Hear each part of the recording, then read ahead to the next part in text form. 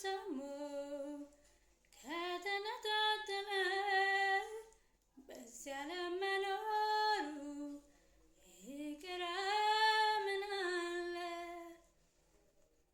ክፉን ብሰማ እንዴት ሆናለሁ? ስመጣጣው ቀን የት ብገባለሁ? እባክህ አምላኬ አታስነካው ክፉ፣ ጸጸቱ ለኔው ነው ተመልሶ ትርፉ። ቀን ከሌት ሳልምህ ስናፍቅ ኖሬ ድንገት የለም